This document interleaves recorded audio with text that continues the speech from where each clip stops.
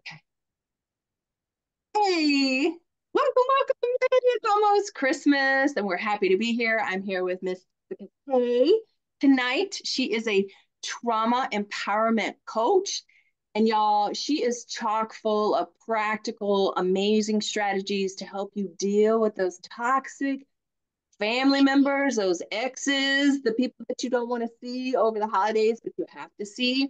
So we thought it'd be really fun to thank you for joining us here. I love having the dual. Oh, my girlfriend Kelly here is from Florida. We got this is fun. This is gonna be fun. This So is we're toasting each other to the holidays. Look, y'all, look at my Grinchmas drink. Oh, you're Ooh, fancy. I'm fancy. In my dollar store glass. I love this glass, my new favorite glass.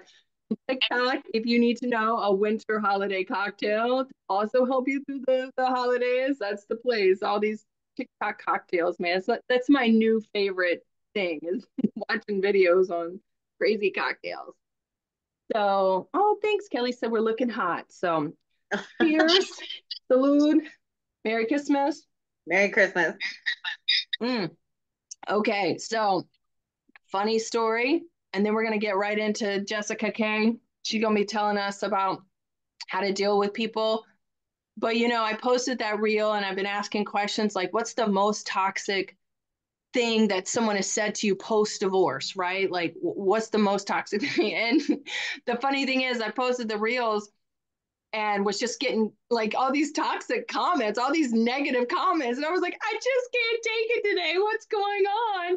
And then, of course, I opened up the reels and realized I'd asked the question. I was like, man, people are really brutal. Do you Yeah. want to share your story, Jessica, about what someone said to you about, divorce and Oh, yeah. the holidays? My first Christmas being separated from my ex, I was with my current husband, but he was my boyfriend at the time. And my stepmother goes, does he know that you're divorced? Like it was like she thought she was dropping some truth bomb in the middle of Christmas dinner, and then proceeded to ask if I shared custody of my dog with my ex. And I'm like, my dog was there, and I go, damn it, I brought my invisible dog. Because you have to The, diffuse with humor right. sometimes. People are just ignorant. You do.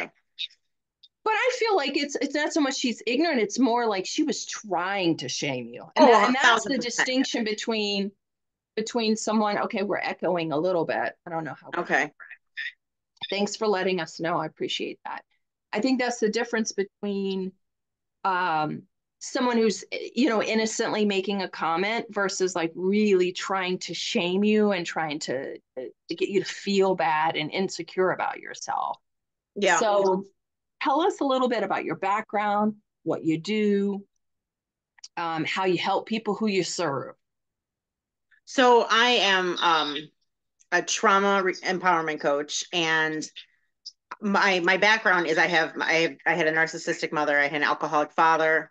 They were divorced when I was little. That was probably the healthiest was divorce.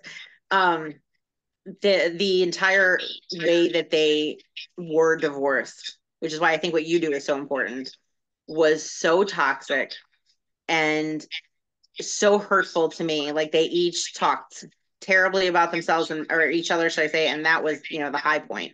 I mean, they got vicious with each other, would use child support, when it's hurting me, you know what I mean? Because I Yeah. was going to private schools and stuff, and they would use it as like, a pit against each other. And um I was, unjustly institutionalized by my father to get rid of me because, yeah, I just posted actually, which was really a hard thing to post. Yeah. Um, but I just posted about that. And so having lived it and having gone through the pitfalls with a shitty marriage the first time around, I wanted to help others, collapse timelines, as they say, and try to move on faster. So, Yeah, you don't have to spend years trying to figure this out. People like us, we've, spent a lot of time, years, money, resources, classes, like trying to figure it out. And then we figured it out and, it only takes a matter of weeks. I wish I'd known about this even before I got divorced. I think Yeah. that's really important to work on yourself prior to getting into relationships. Oh, So absolutely. tell us a little bit about how you feel your your divorce and your kind of upbringing are related, because I believe it's just really we really have to address our unresolved traumas Oh, sure. prior to getting into relationships. That's exactly it. That's the nail on the head. If you don't heal those relationships, you're going to keep repeating them. My ex-husband was my mother. 100%. He was her in different clothing, and the only difference was he was also an alcoholic, like my father. Um, and it was because I was unable to see the red flags. I was unable to see his unhealed trauma. I was Mm-hmm. unable to see all of it. And now, and as I healed, our relationship fell apart because he wasn't healing. Oh yeah, so true.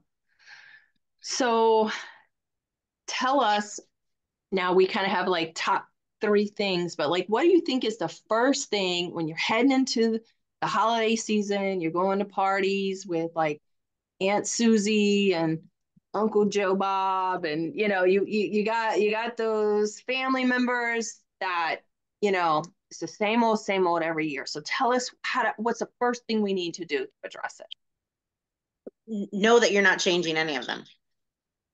If that's too much to handle, then don't go, Yeah. because you're not going to change any of them. You're not going to change your great aunt who makes ridiculous racist comments. You're not going to change Uncle Bob who drinks too much. You're not going to change any of them. The only person you can control is yourself.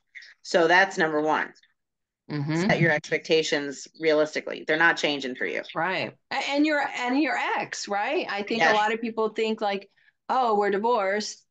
Our ex is going to change. They're going to be more cooperative. They weren't cooperative when you were married. They didn't step up when you were married. They're highly unlikely they're going to change. So yeah, I think managing those expectations and accepting who they are, and then doing what with yourself. uh, Not reacting, respond, Right. and hold your emotion, not hold your emotions in, but manage them. If what they want out of you is a reaction, especially like an ex, or your parents who you have unhealed relationships with, that's what they want. They want to get you to react so then they can point to you and go, oh, look at her, look at how she's behaving. And that's the thing you can control. Mm-hmm.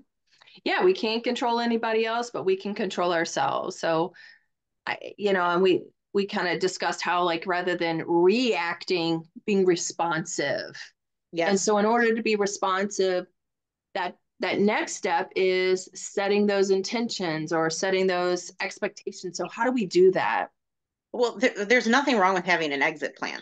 Like, there's nothing Mm, wrong with having an exit strategy. And if you're, there, like, say, fly across the country, okay, that exit strategy is not legitimately, I'm going home, obviously, but it is, hey, I'm going for a walk. It's staying with your routines. If you're staying at someone else's house, it's making sure that you're doing your self care, and also making sure you're not self medicating. I know booze helps us all through the holiday season, but but don't rely on that. Rely on your self-care. If you meditate, if you go for walks, if you exercise, keep doing that stuff. And if you're the one who goes and runs to the grocery store, if that's your escape, then say, hey, I'll make the run. Oh, we're out of ice, no problem, I will go get that, and have an escape plan. yeah. you know Yeah. what are your thoughts on that? Yeah, I think, yeah, setting those intentions, like trying to figure out like what is it that I hope to get out of this interaction, or when I go to this party. I think you're right in that we need to manage our expectations, because I think so many times we just, we we get into this. I don't know what it is about humans, but we hope for the best. We keep Oh, yeah. hoping things will change, or we're in love with the potential of that person rather than the reality of what is, and seeing people for really who they are, and rather than who we want them to be. So setting an intention for that party and saying, my intention is just to reconnect with cousin Linda, who I have a close connection with, or Yes. Hmm. just whatever that intention is. And I think that's really important. And like you said, I think recognizing how we're showing up in the relationships with people, maybe we are expecting them to be a certain way and they're really not. And just, oh, okay, I hear you. I Mhm. understand that. And having that exit plan and Yeah. understand that you're not necessarily going to change anyone. And having Um, emotional detachment too. Like, how important is it to change that aunt that you see 4 times a year? You know what I yeah. mean? Like, how important is that? Why are you allowing her to trigger you? Like, have that, not a wall up, but like, you know what I mean? A buffer zone Mhm. emotionally. Yeah, I think that's a great question. Like, why am I allowing this to get to me? And again, I think it goes to that, like, well, I've got these unmet expectations that I have this you know, perception of what I feel like a family should be. And the Right. reality is that's just not how it is. We're not Norman Rockwell. Our families are what they are. And Hmm. I love that story you told me about the blood is thicker than water. You got to check because I think this will blow everyone's mind. Well, that's the saying is the blood is thicker than water, and people automatically go, "Oh, that means the blood of family is thicker than water," and that's not the saying. The saying is the blood of the covenant is thicker than the water of the womb, and the blood of the covenant is like going medieval time, like your brother and the people you choose, the people that you're forging life with, versus the water of the womb, the people that you came from. That it's actually the people you choose to have in your family and in your life are more important. I mean, in a perfect world, they'd all be, extremely important, but the people you choose as an adult are supposed to be more important. Yeah, I mean that was just mind blowing. I mean, I'm a big like linguistics nerd, so when I hear that kind of stuff, I'm like, oh my gosh, and how we've like bastardized it to like turn it Oh into yeah. something that it's not is like Mm-hmm. crazy to me. Yeah, so you know, we got to talk about boundaries. We got to talk Oh, about for sure. boundaries. Yeah. Speaking of like, recreating our own family, recreating, our own like thought processes and what our expectations are. So let's talk about how do we set some boundaries during the Well, holiday season? first of all, you got to realize that the boundaries are for you and not for them. Yeah. I Yeah. mean, that's the biggest mistake everyone makes, right? Number one mistake. They think Mm-hmm. they're going to tell everyone else what to do. You can't talk to me like that. Yeah, they can, and they just did. Sure. It's like, Mm-hmm. oh, boundaries are for us, right? Like, Right. how are we going to respond when someone, you know, goes past our core values? Absolutely.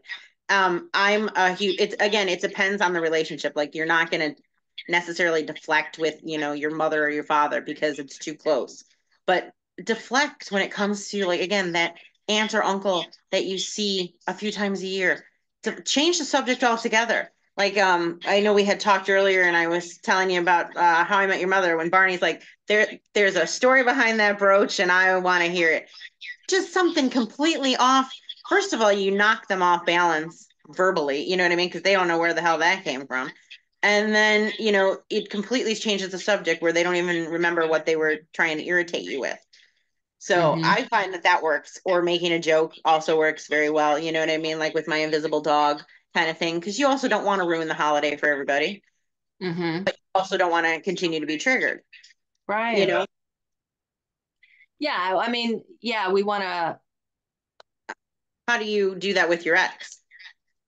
Yeah, I think it's remembering that boundaries are for us, right? It's not about Mhm. telling someone else what to do. And I think for several reasons. One of the things, if we tell other people what to do, it backfires because then they feel controlled and then they rebel against it even more and they become even more like it drives them even crazier. So if you say, you know, if you continue to use that language, I'll need to remove myself from the room. Or if you continue to talk about our past relationship rather than the kids, I'm going to have to hang up. Like, so it's all about what you are going to do, not telling the other person what they're going to do.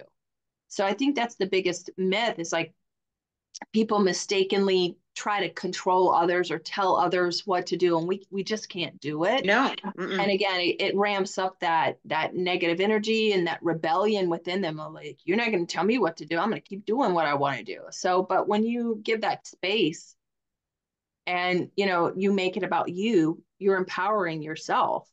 Absolutely. And so I think again, managing the expectations, whether it's with an ex or a family member or a mom or a dad, and also understanding how what they're saying or doing is triggering you.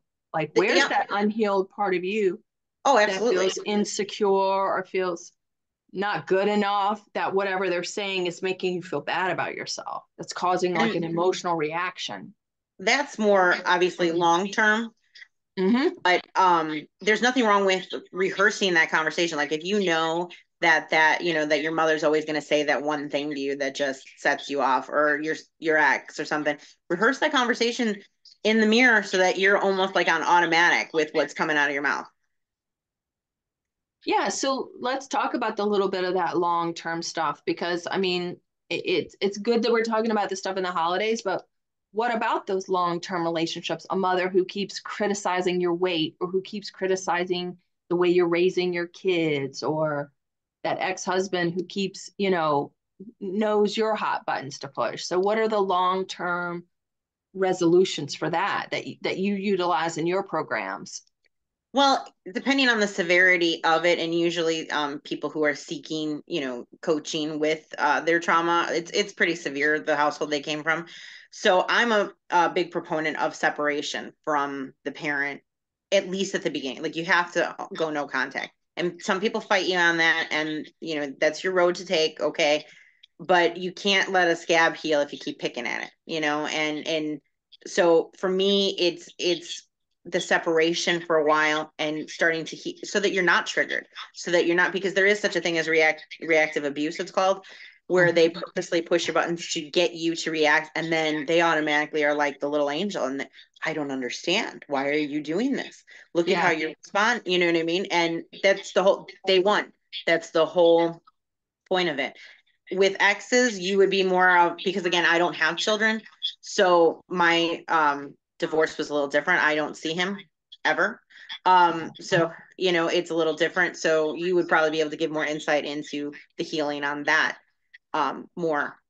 Yeah, definitely. I think it is, if you do have to have that continual contact, minimizing it, right? I agree with you in your analogy of like, an open wound won't heal. We got to give it some time to heal. And that's one of the things we talk about when you're leaving toxic relationships is go no contact as much as you can, even if you've got those kids, keep it all about the kids.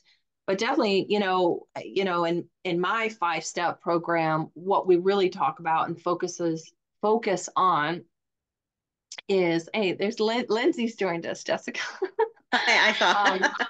we really focus on, using a multi-modality approach to healing those insecurities, those abandonment wounds, that void that you're trying to feel, those insecurities that ex keeps triggering, that mom keeps triggering. And then my IG just collapsed. So that's just par for tonight.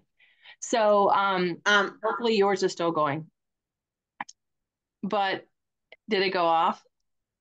the IG live, I think so. Yeah. Does it automatically go off?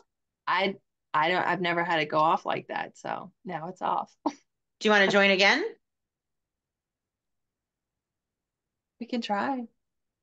Okay, I'm gonna get off, and then we'll join again. This has been something. This That's has all I been got to say. something. This is crazy. Um, I don't know if you want to hit pause on this, by the way. right. Okay. So yeah, I hope I you mean, don't come back because retrograde is real, man.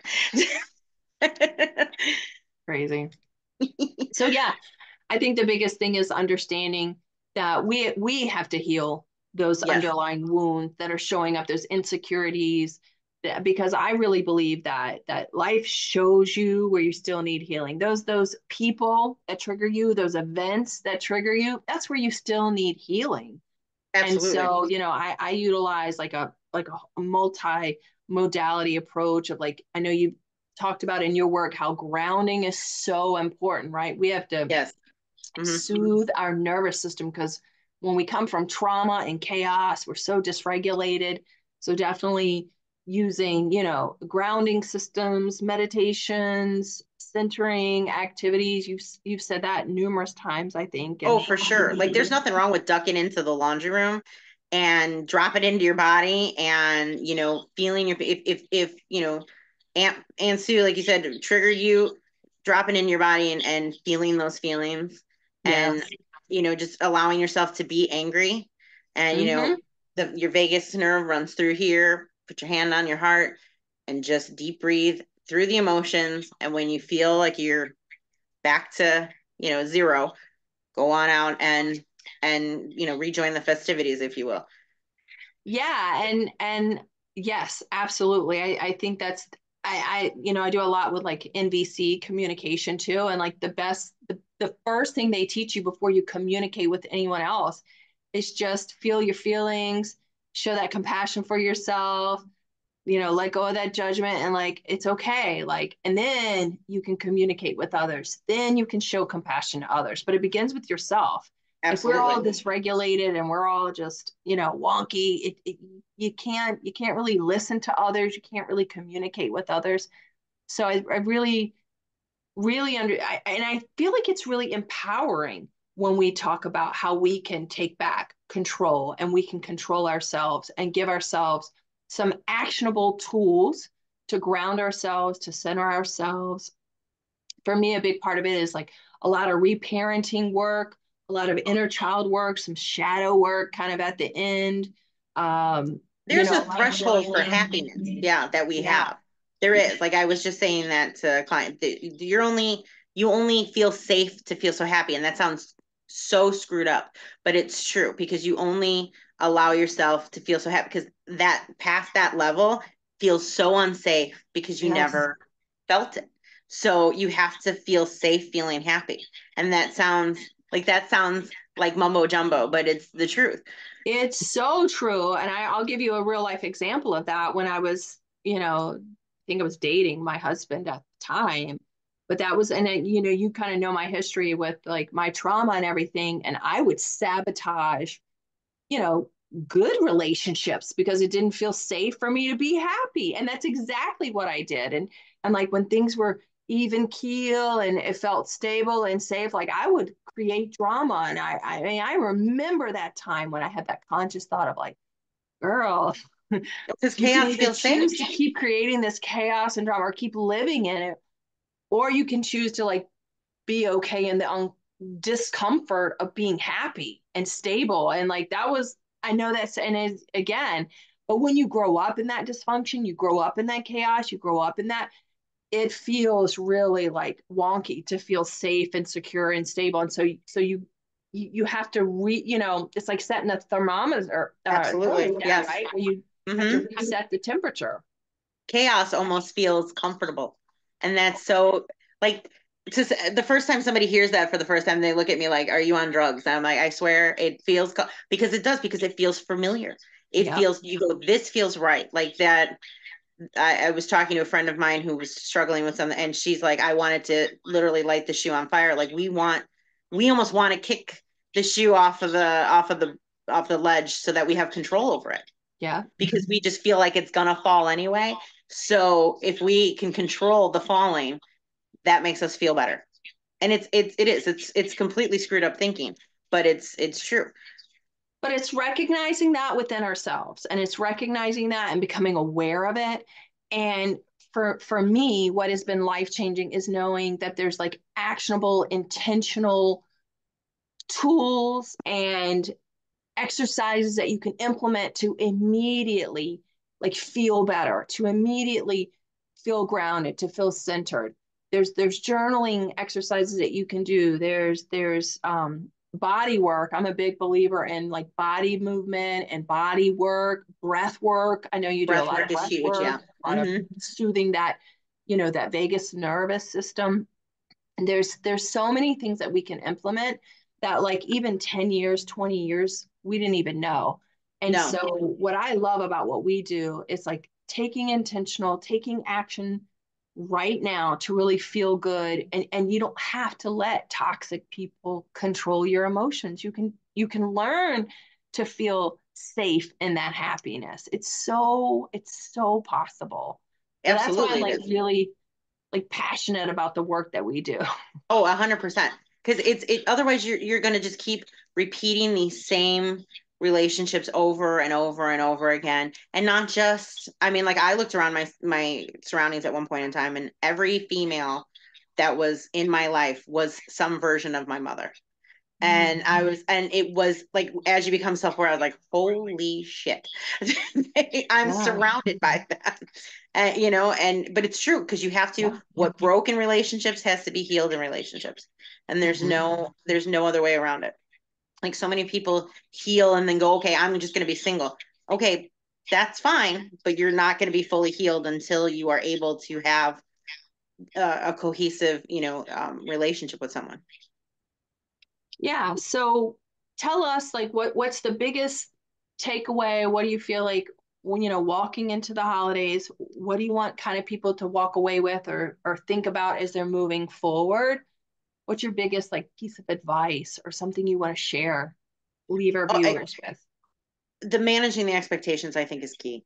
If Hmm. you can do that, I think you can get through the holidays pretty unscathed, in the sense of you're not going to change these people.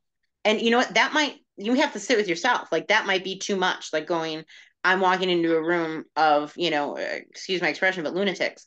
Like you have to, you know what I mean, like you have to go, is that something I can handle right now? And if it's not, you can use weather, you can use Mercury retrograde, you can be like, my car broke down, so sorry, I can't come. Yeah, You knowing your know? capacity, knowing your limits, knowing Yeah. and again, get help, get support. There's a lot of resources out Oh yeah. here. There's a lot of help. There's a lot, you don't have to go it alone. You don't have to like just grin and bear it and go through year after year after year. And I think that's the worst part. I think for you and me that we see people who stay in toxic relationships, stay in marriages where we're abusive, or stay in family systems that are abusive and toxic, rather than and then you get on there, it's like, oh my God, why did I spend so many years wishing they were different or hoping things would change? And like, you know, so Hmm.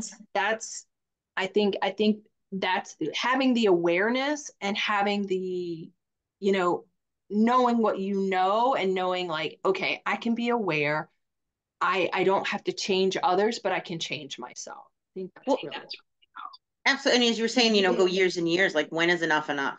Like when do you go, I'm changing? Like I know what it's going to look like if I keep doing this, but maybe if I just try, let me just try it. Let me just try, a coach, and let me just see what life could look like on the other yeah. side, because you already know what life's going to look like if you keep doing what you're doing, you know? Yeah, So yeah. that's Yeah, how I look I at it. love it when like 2 or 3 weeks in, people are like, "Oh my God, why did I do this years ago? What did I wait so long for?" And I was like, "I know you don't have to live like this. It doesn't have to be because listen, you can't invest time, right? You can only lose time. That's the Absolutely. and That's the only, when I tell you yes, my time is valuable, that's the only thing that I will, and that's one of my boundaries that's like so super strict, right? Is it's the time only, yep. boundaries. I mean, super strict because I'm never going to get this time back with my kids. I'm never going to get this time back with like my husband, with my youth, whatever it is, right? Mhm. We're only going to lose time. You can't invest that. So, It's the only you know, non-renewable resource, it is. absolutely. You can always make more money, Amen, sister. right? You can always get another job, but it's Yes. true. But it's Hmm. true, right? You can always live in another house or get a different car. You're never But going to time get is the time it. back. Hmm. And so you don't. But that's the thing. I think that's where we hope, like, we'll leave everyone with a message of hope. You don't have to waste years. You don't have to waste another holiday. There is hope. Like I said, Jessica's got so many amazing, actionable strategies for healing trauma. I deal with like kind of on the divorce relationship side. So I'm the before and you're the after. Yeah, I mean, yeah, and If it's a you nice don't do this work, cohesive. you're gonna have to do that work.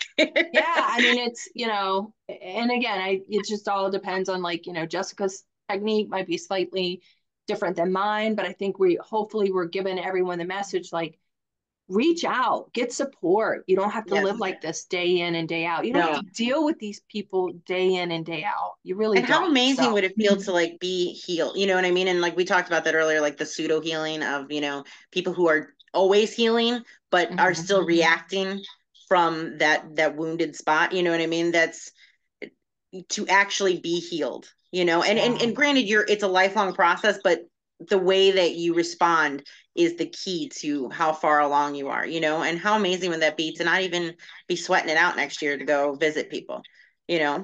The analogy that I use, Jessica, is like an athlete, a professional athlete, right? It's not that they never ever get out of breath, right, after a Sure. vigorous workout, but they like recover super quick and then they get back on the field and they're playing again. And that's how I kind of look at it. Like, Mm-hmm. look, there's always going to be something somewhere. I'm always probably going to always be working on a little bit, but you know what? I will Sure. see it. I recover really quick and then I'm back in that game.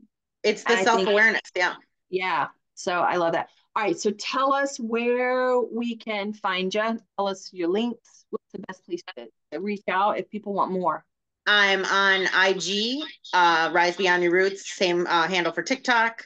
And I believe we're going to put my link, but otherwise you can go to my bio and check me out there too.